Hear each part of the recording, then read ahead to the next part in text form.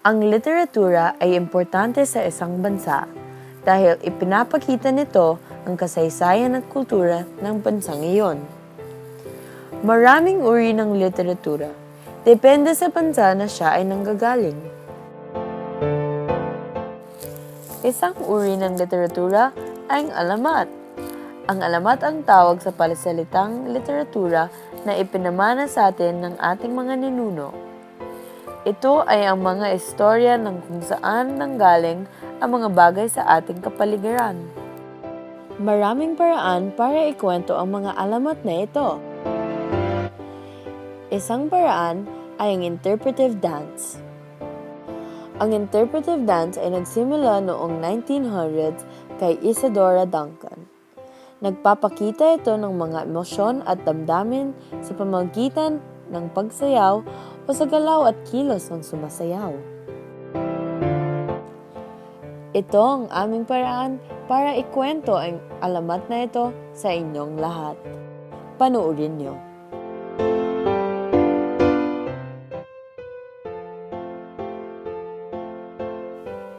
Sa malayong pook, may isang mag-ina, si Aling Rosa at ang anak na si Pinang. Noong bata pa lang si Pinang, siya ay parang prinsesa, habang ang nanay niya ay nagtatrabaho ng mahirap. Walang ginagawa si Pinang, kundi maglaro at maglaro. Si nanay naman ay naglalaba at nagluluto. Lahat ng gawaing bahay, siya na ang tagagawa. Hanggang siya ay tumanda, ang gumagawa pa rin si mama. Ngunit isang araw nagsakit ang nanay nito. Hindi na niya kayang makikilos o magtayo. Bahala na si Pinang sa lahat ng gawaing bahay. Gumagawa ng lugaw para sa nanay.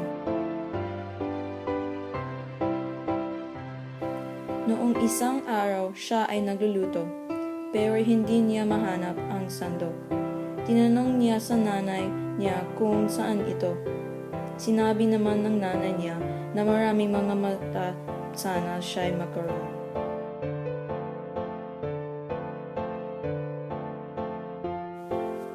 Tumakbo si Pinang at hindi bumalik. Akala ni Aling Rosa na ito ay ilan lamang saglit. Pero wala pa rin siya, hindi umuwi, hindi man lang nakapagpaalam ang huling halik. Gumaling na si Aling Rosa, malusog na at puno ng ligaya. Pero lahat yan ay nagbago noong may nakita siya sa bakuran. Isang ibang klaseng bagong halaman ng maraming mata. Naisip niya ang sinabi niya sa anak na si Pinang at tinawag ang halaman ng pinya.